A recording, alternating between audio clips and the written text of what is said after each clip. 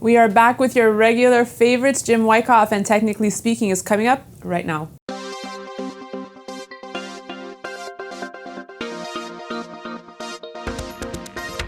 So nice to see you, Jim. Happy to be back on home turf here. Good to see you, Daniela.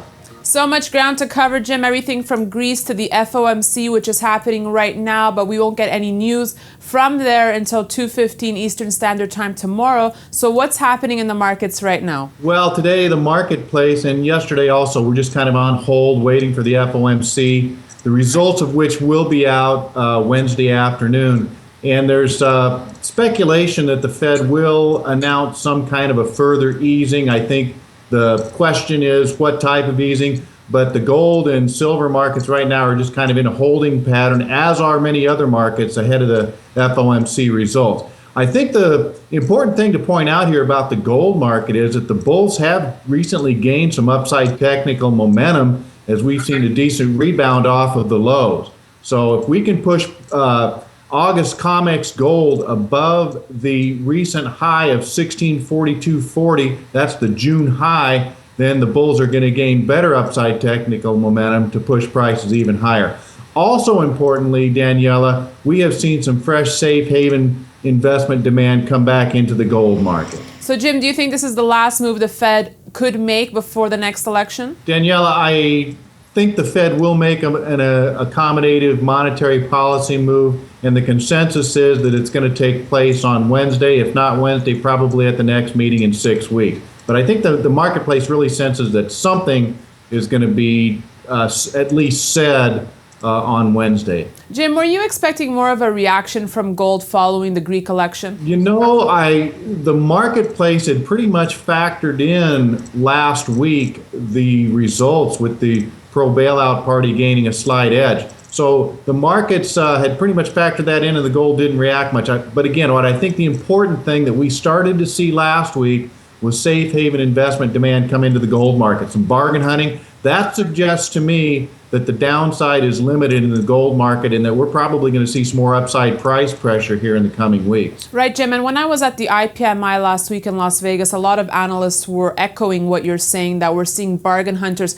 come back into the game. But for our viewers new to the program, what does it mean when we say bargain hunters are coming back? Well, that means that, gold last year set a new all-time record high above $1,900, and we backed off significantly from there. And if you look at a longer-term chart, gold remains in an uptrend, but we have seen a corrective pullback on the chart. And when you see a market that's in an uptrend like gold is on a longer-term basis, and that market pulls back, significantly like we've seen lately, and what you're going to see, Daniela, is some investors step in and do some bargain hunting at those perceived lower price levels. So, Jim, tomorrow after 2:15 Eastern Standard Time, do you expect a move in the market? Yes, I do. I expect pretty active trading action, and I suspect the precious metals will be moving significantly along with the other markets. All right, Jim, so let's recap key numbers for the week. Your Wyckoff market rating for gold and silver. Okay, Wyckoff's market rating this week for gold is a 5.5, and that has the move in that rating has been up recently. The 5.5 rating is a slightly bullish rating. We move above technical resistance at the June high of 1642.40 in August gold. I'm probably going to rate it about a 6. On the downside, we've got significant technical support at the last reaction low on the daily chart at 1556.40. Now for silver, we've got psychological resistance at $30, strong support at the June low of 27.17, and that's basis July silver futures.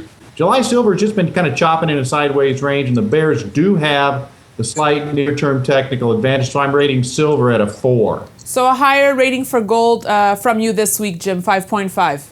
Right. Silver has just been kind of chopping sideways. The thing about silver, Daniela, is it is not seeing the safe haven demand that gold has seen recently, and that's why gold's been able to be a more impressive mover on the upside, and silver is just kind of trading in a choppy sideways range. And Jim, I know we never really talk about crude oil, but how do you think it could react in the midst of all this? Well, it all depends on if the Fed does not offer any concrete accommodative monetary policy. I think you're going to probably see crude oil languish, trade sideways to lower. if you do see an aggressive move by the Fed for its monetary policy easing, then I think you're going to see crude oil rally because the U.S. dollar is probably going to react negatively in a bearish fashion. That's going to support crude oil. Thanks so much, Jim. We'll see you again next week. Okay, Danielle, I can't wait till next time. Bye-bye. And thanks for watching this edition of Technically Speaking. You can email me at newsfeedback@kitco.com. For Kitco News, I'm Daniela Cambone.